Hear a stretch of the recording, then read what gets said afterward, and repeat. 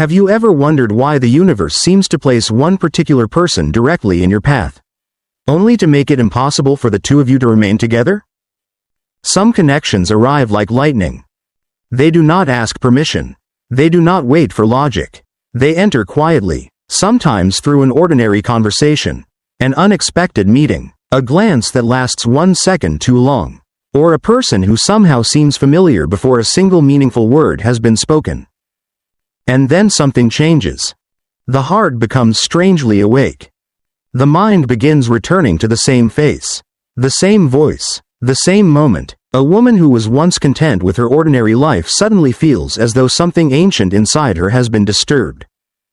Yet the relationship does not unfold. There may be distance. Timing may be wrong.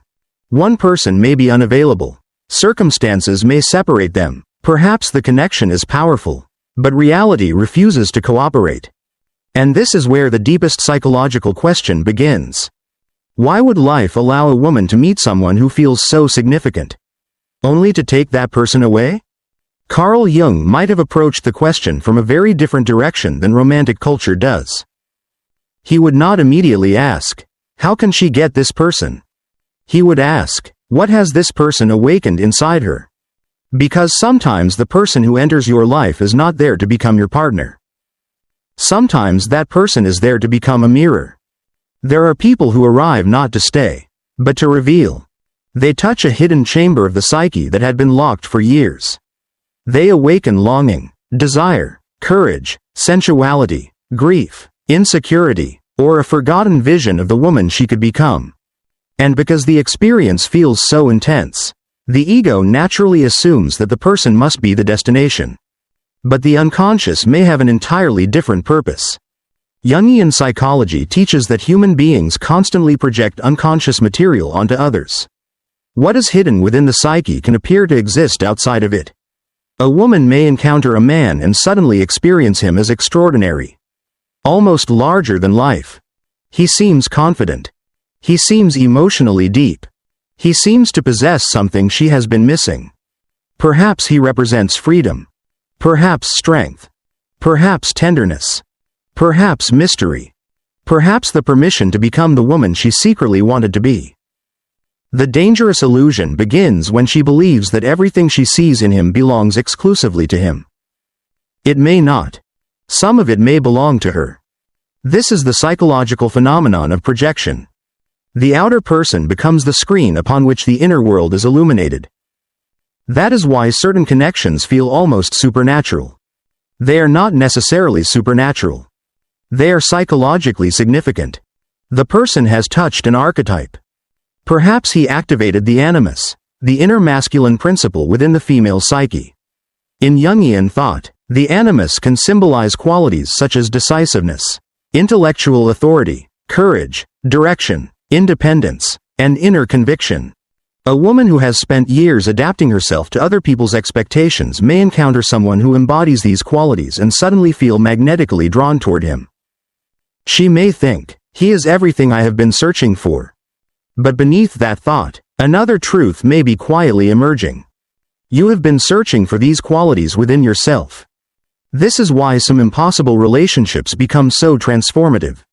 They force the woman to confront the difference between loving another person and abandoning herself in pursuit of another person. The immature ego says, "If only he stayed, everything would finally make sense." The emerging self says, "What did this connection awaken that can now belong to me?" That distinction changes everything. Because attachment wants possession. The soul wants integration. Attachment asks, "How do I make this person choose me?" Individuation asks, "What part of myself did this person help me discover?" And the difference between these two questions is the difference between obsession and awakening.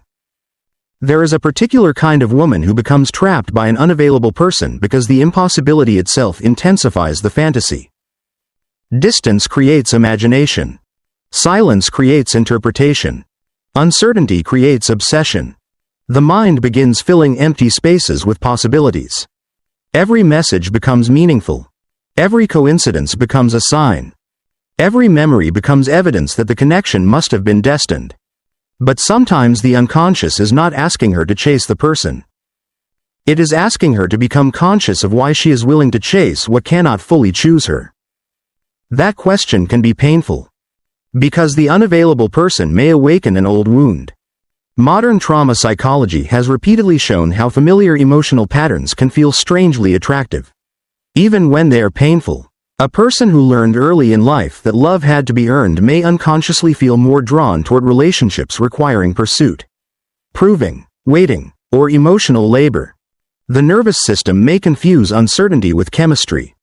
The heart may confuse longing with love. And the ego may confuse difficulty with destiny.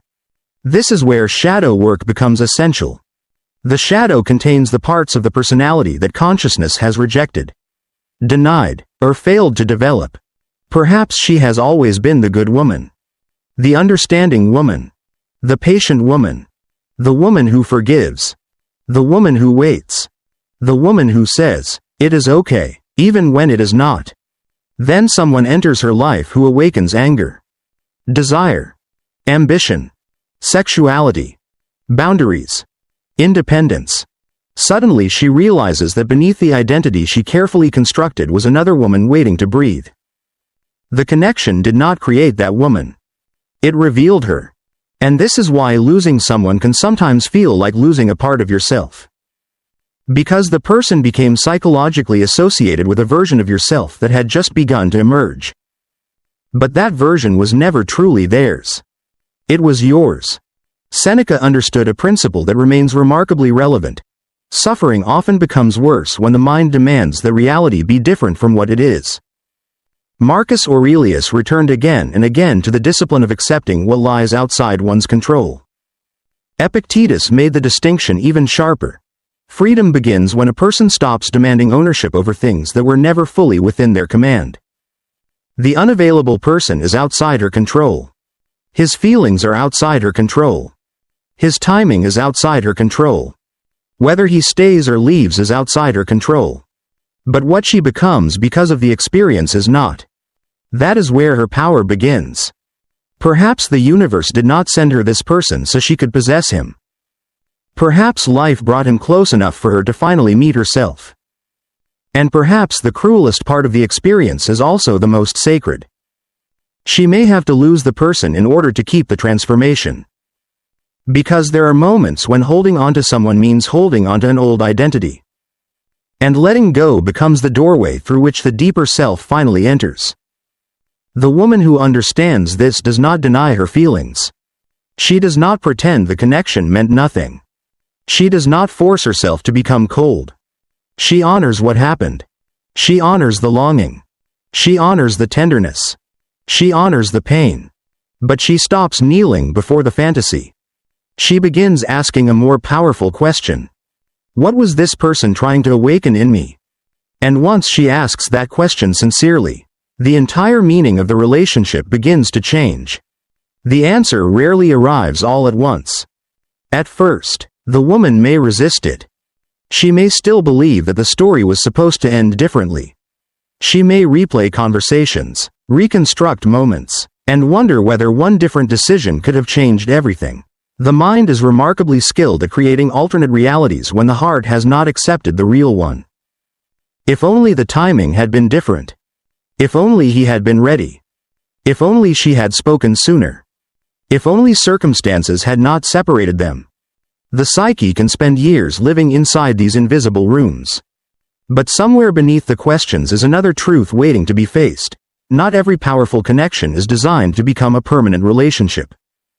Some are designed to interrupt a life. And interruption can be more transformative than comfort. A woman may have spent years living according to an identity that was safe but incomplete. She knew how to be desirable, but not how to be sovereign. She knew how to make others comfortable, but not how to protect her own peace. She knew how to love someone deeply, but not how to remain whole while doing it. Then someone appears. And suddenly, everything becomes visible. The insecurities she thought she had conquered return. The fear of abandonment rises. The need for validation becomes impossible to ignore. The hunger to be chosen becomes almost unbearable. This is not necessarily because the new person is uniquely powerful. It may be because the connection has activated an old psychological complex. Jung understood that complexes can behave almost like autonomous personalities within the psyche. They carry memories, emotions, beliefs, and expectations accumulated over time. When activated, they can temporarily take control of perception. A woman may believe she is responding only to the present person, when in reality she is also responding to every earlier experience that resembles the emotional pattern. That is why one person can make her feel 10 years old. Suddenly she is waiting again, proving again, wondering again, trying to become worthy again. The present relationship becomes a stage upon which an older emotional drama is performed. And unless consciousness enters the room, the same ending repeats. This is why an impossible connection can become a psychological initiation. It forces the unconscious into consciousness. The woman begins to see what she previously could not see about herself.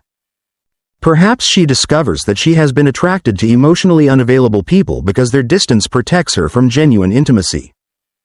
Perhaps she realizes that chasing someone allows her to remain focused on winning love instead of asking whether she actually feels safe inside it.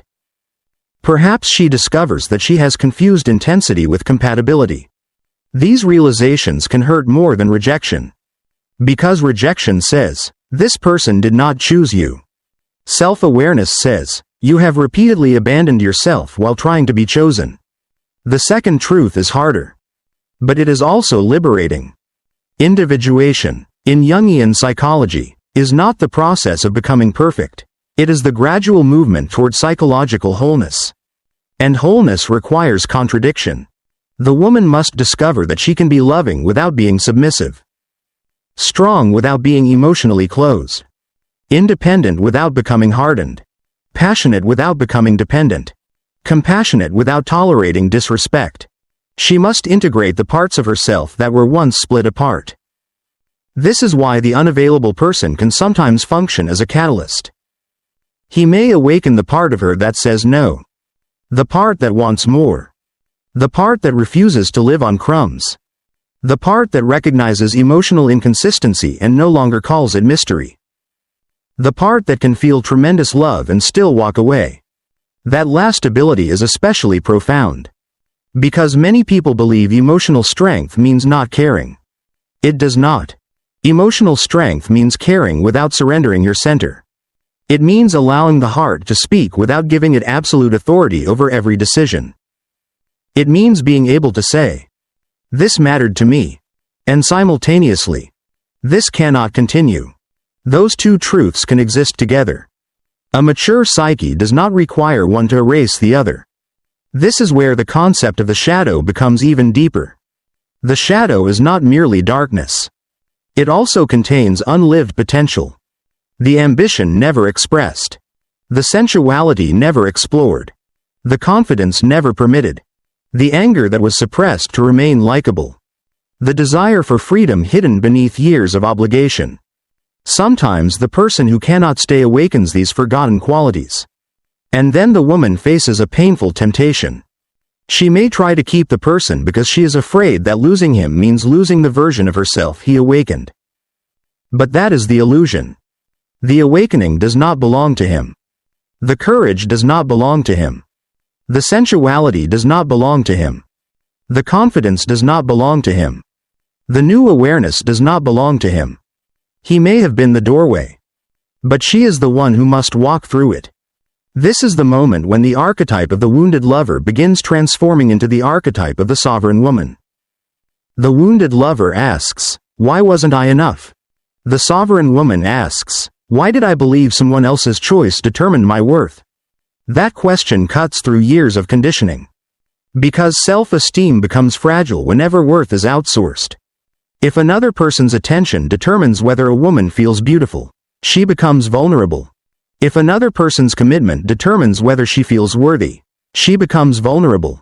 If another person's desire determines whether she feels alive, she becomes vulnerable.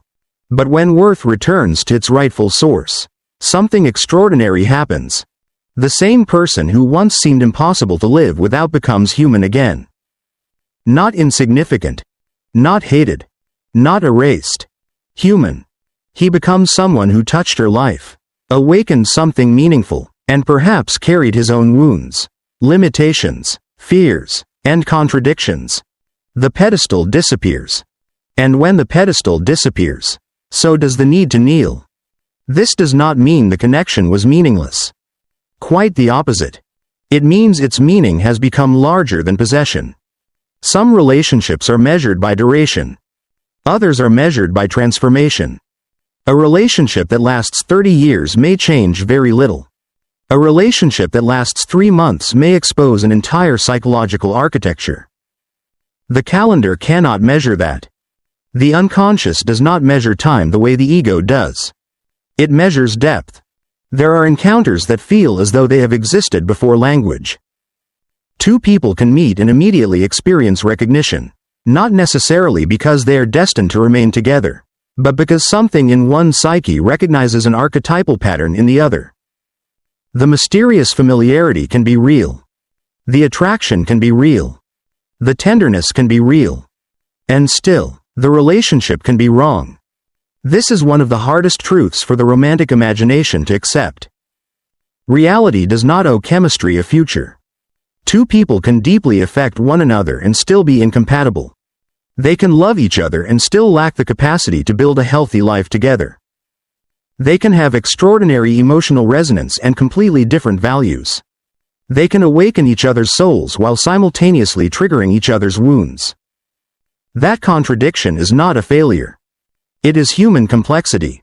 And perhaps this is where the woman finally stops asking why the universe took him away. She begins asking what the encounter gave her. It gave her awareness. It gave her questions. It gave her the courage to look beneath attraction. It showed her where she still needed healing. It revealed the difference between desire and devotion, fantasy and reality, projection and perception. Most importantly, it showed her that she could survive the loss of something she once believed was essential. That realization changes the architecture of the self. Because once a woman discovers that she can lose someone and still remain herself, fear loses some of its authority. She no longer has to cling. She no longer has to manipulate. She no longer has to perform. She no longer has to convince someone of her value. And slowly, almost imperceptibly, the question changes. She stops asking, "How do I make him stay?"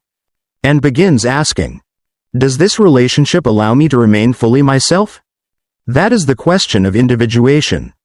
And once she learns to ask it, she becomes much harder to deceive, not because she becomes colder, but because she becomes conscious.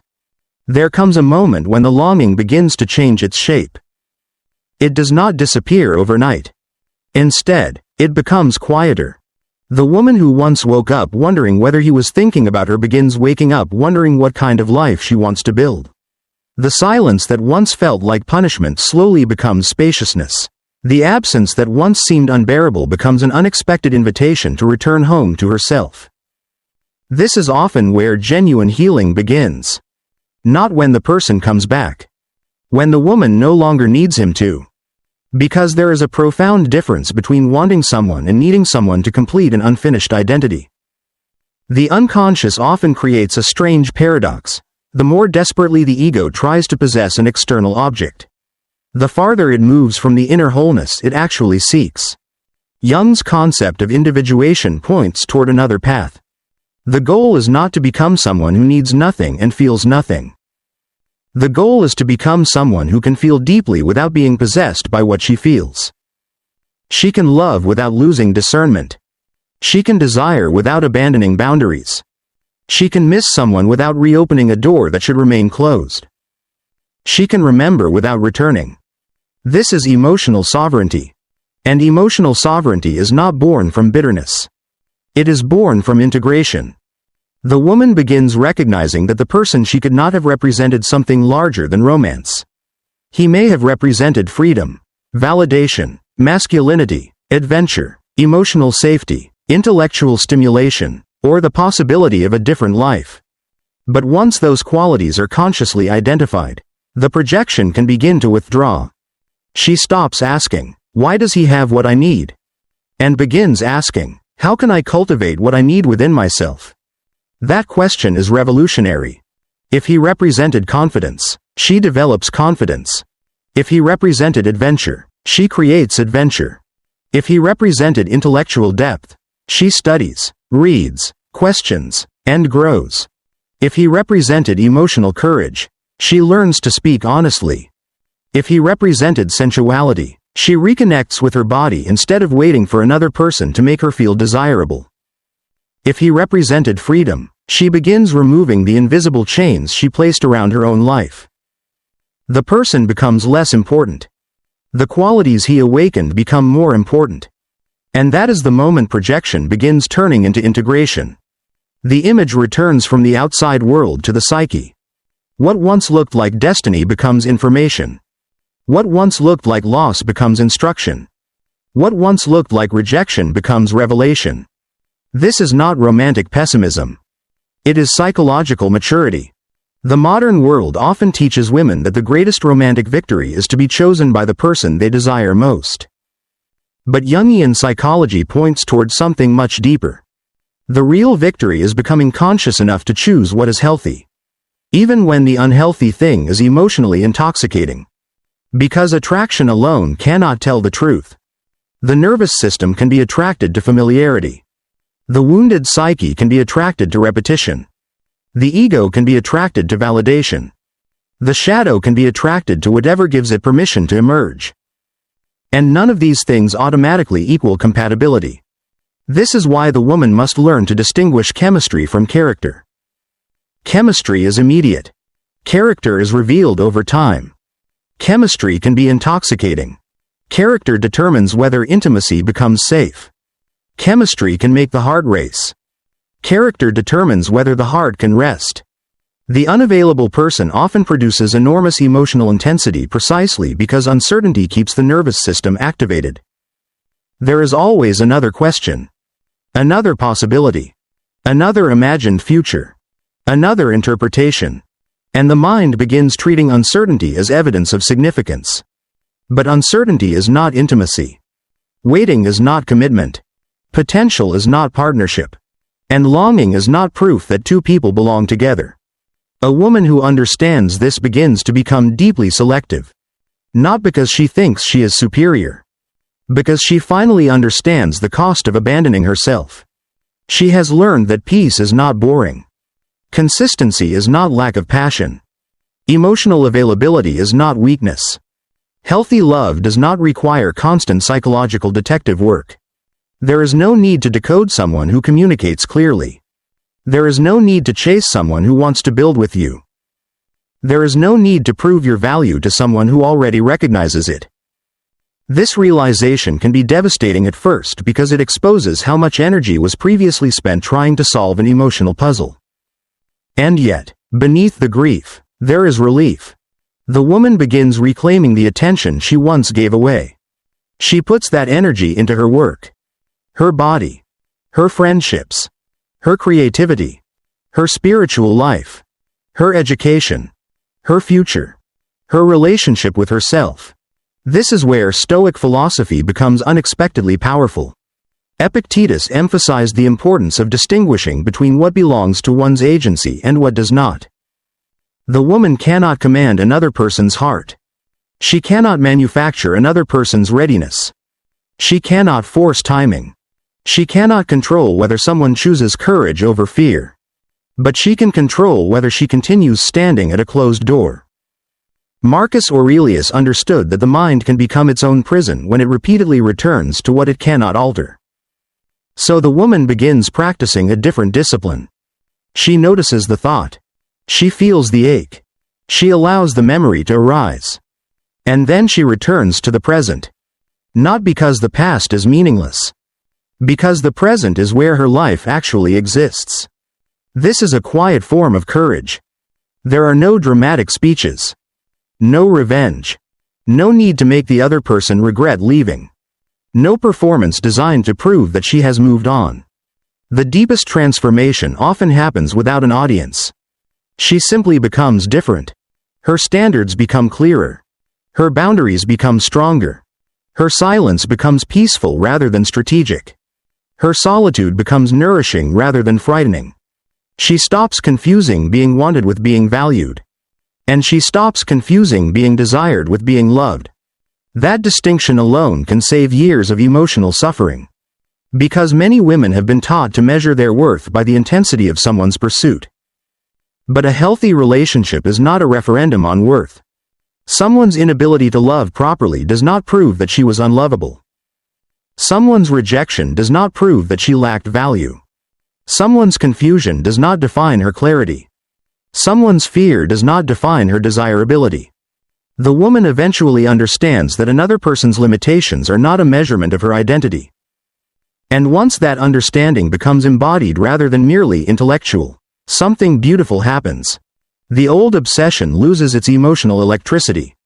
The photograph can remain. The memory can remain. The unanswered question can remain unanswered.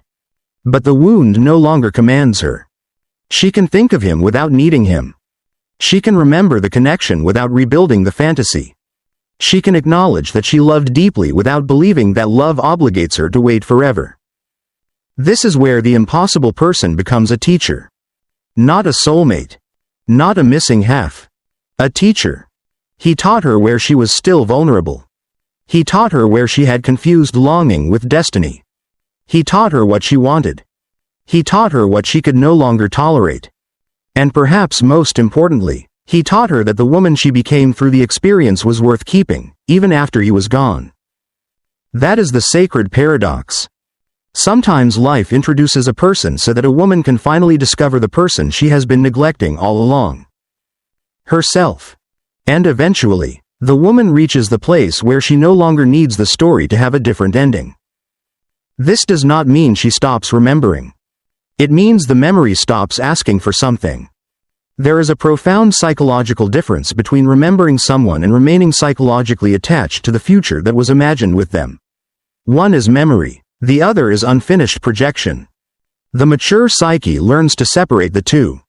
She can remember his voice without hearing a command inside it. She can remember his eyes without searching them for a promise. She can remember the connection without turning it into a prophecy. And this is where something inside her becomes still. For a long time, she may have believed that closure would come from him.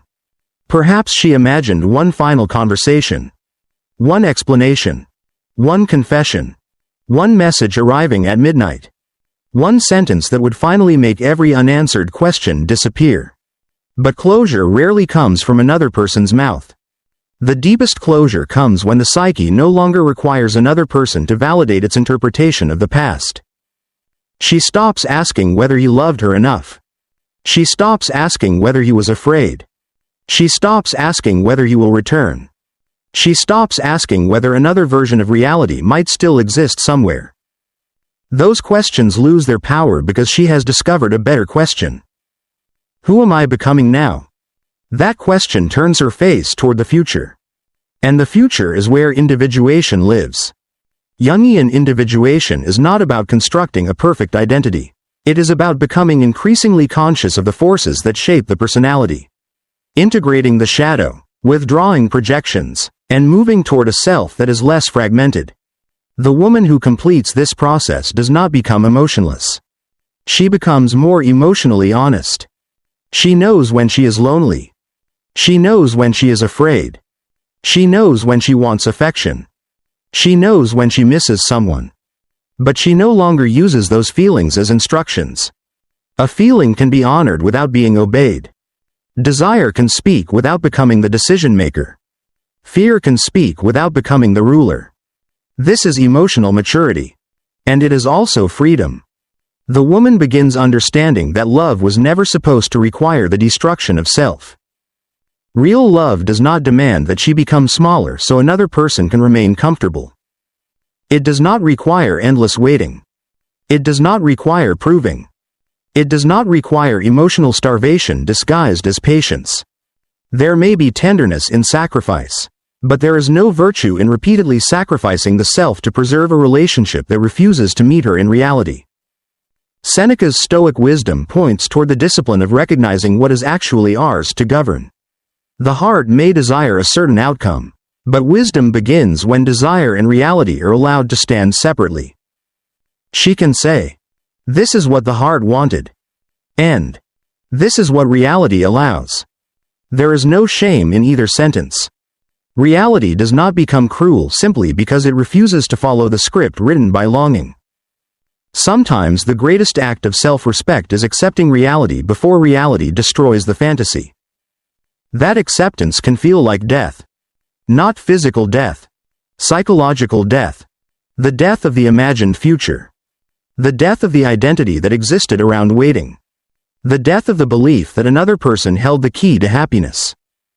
And Jung understood that psychological transformation often carries this symbolic experience of death and rebirth.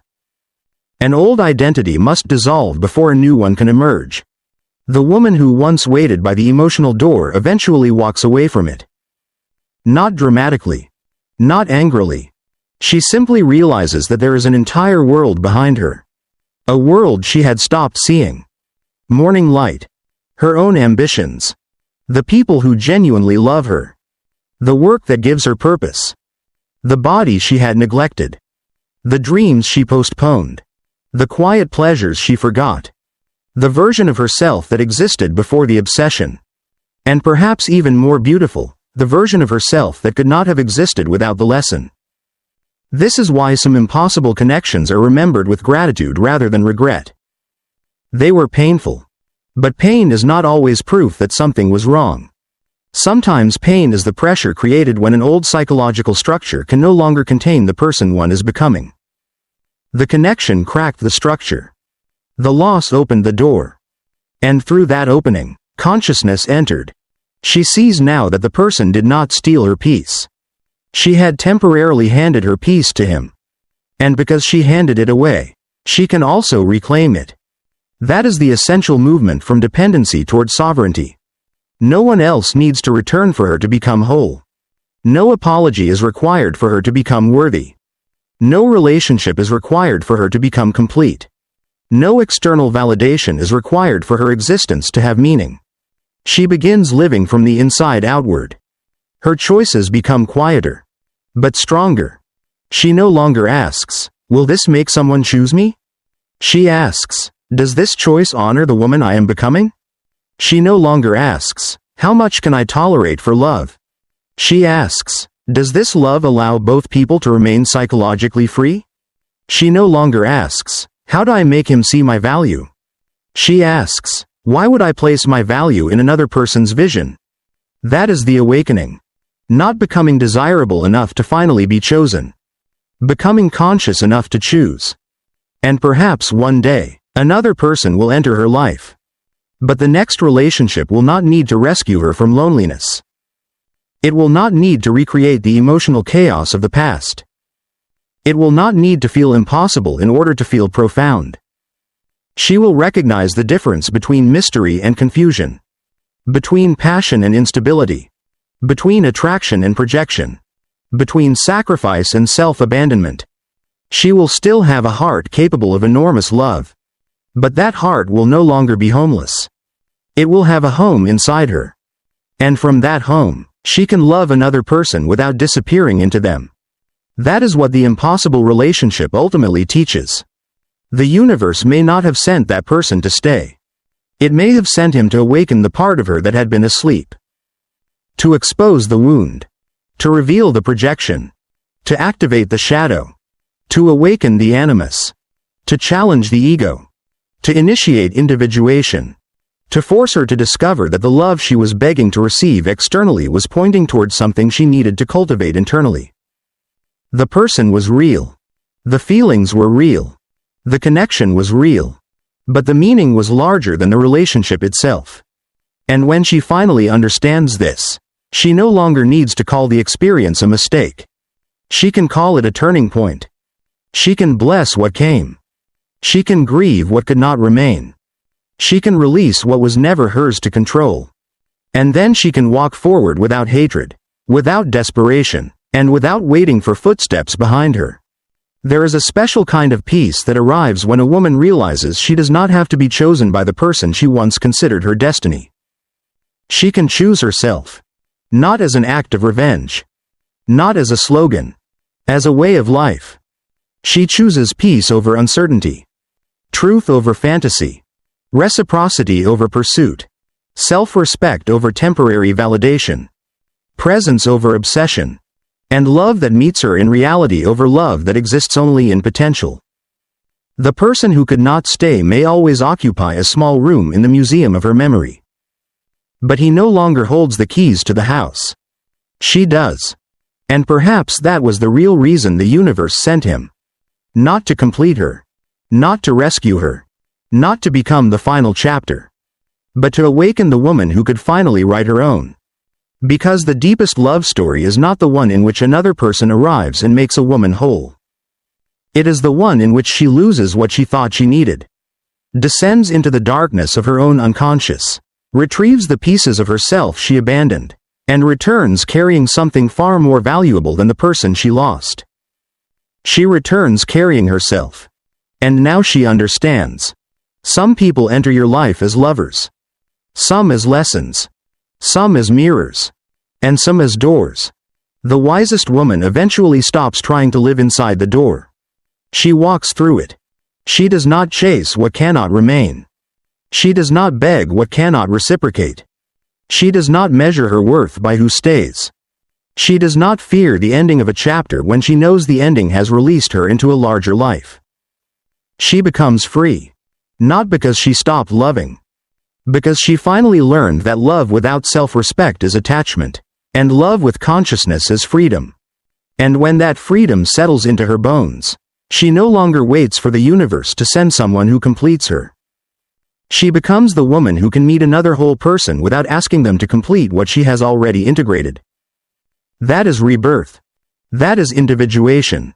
That is the quiet victory of the woman who once thought losing someone meant losing herself. She discovered the opposite. Losing him was the moment she found her way back home.